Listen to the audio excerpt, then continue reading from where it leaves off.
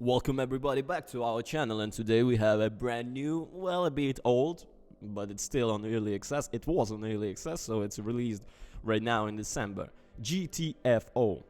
Developer 10 Chambers spent years on working on GTFO before the early access, obviously, and after he initially released, the team spent a further 2 years refining the experience prior to the version 1 launch.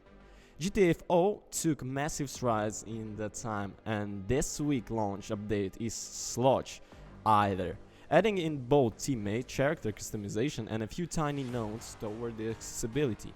GTFO now feels like a full package. It's full loaded.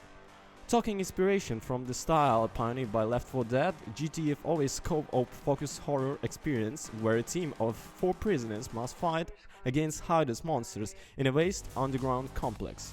In addition to an impressive array of firearms, each player has the opportunity to bring in a tool device their role in the expedition.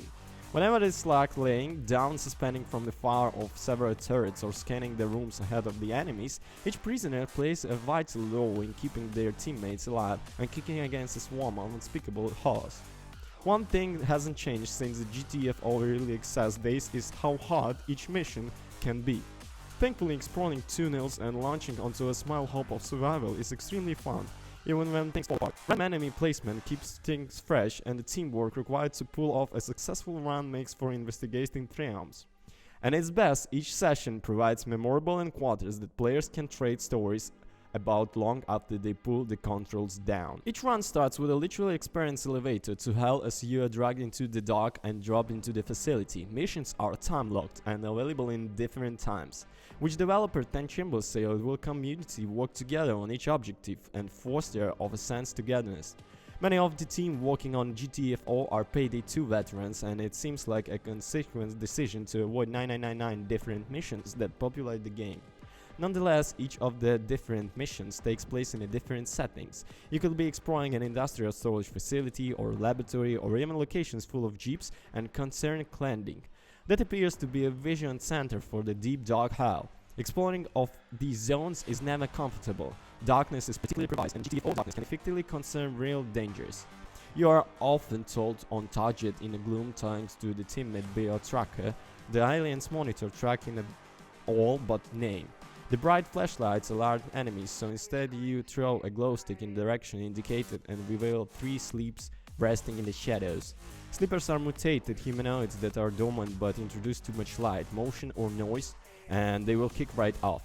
Carefully approaching and hiding sleepers to avoid detection sometimes requires coordination between multiple players, and when it works, the release of tension is palpable, but it only lasts few seconds before there is something else to deal with. The oppressive gloom of the long buried interviews is occasionally interrupted by story-related moments of juxtaposition.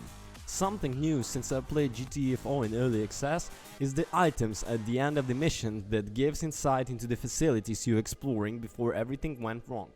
Grabbing the first item suddenly and seamless teleports you or the other players to sunny open desert that really rams home dark and claustrophobic. Each levels are. They are surprisingly delightful and often more than just a pretty interlude. While being detected is really dangerous because of the enemies, it forces you to use your precious ammunition. It is response to every one of the game instant monsters, and if you run out of quickly die, it's a shame. You'll be trying to conserve ammo, because ripping rounds out of any GTFO weapons is incredibly satisfying. The sound design has a futuristic twist on reliability conventional weapons, meaning that while the carbine is basically any assault rifle in use today, its energetic sound design brings a crackle of sci-fi to every military burst. Shotguns are unmistakable beats that roar with every shot, and the machine gun hums as charges before ripping apart anything unfortunate enough to be in your sights. In general, each run will be spent creeping around dark rooms with mistakes and security doors to create the quiet. Security doors are often all between you and the objective and have a varying degrees of alarms to contend with. Any alarm door will summon bad guys to your position, and they need to be kept at bay while you're playing King of the Hill and get into the certain circles to deactivate the alarm. Thankfully, you are often pre-warned of alarm and can set up to defend. C-foam launchers and grenades can reinforce doors and create sticky traps, while players can use the mine deployer to lock down choke points, and sentry guns can wild down the enemies before you reach. While all of you despite Diablo are useful, they can be hazardous to you. The game has full friendly fire which applies to mines and sentry guns.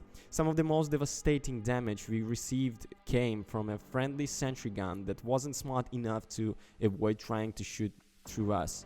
While players can set off trip mines, they can be ruined by splash damage if the enemy passes through the laser. Security doors are often the point of defeat in the run, and carefully planning and executing defense so crucial. While the game is punishing, it's rarely enemy damage that will be end run, but instead of death 1000 cuts as you start running out of resources. Several zones can contain lockers with supplies throughout each location, but there is rarely as much as you like. Each player can carry one deployable item such as glow sticks or fog repellers and one consumable like a media pack suspense. Each of these consumables has a painfully limited number of uses, and choosing who gets the ammo, who gets health, and when is the most impact part of any run.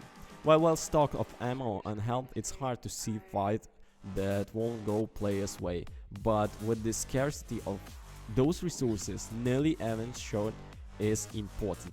The developers had made a massive job for this game, and I like this game at all. I was playing it when it first released on early access, and I have to say there is quite a few changes which I already said before in the video.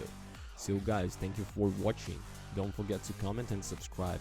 Also hit those bells and push the like button. Peace. Have a good one.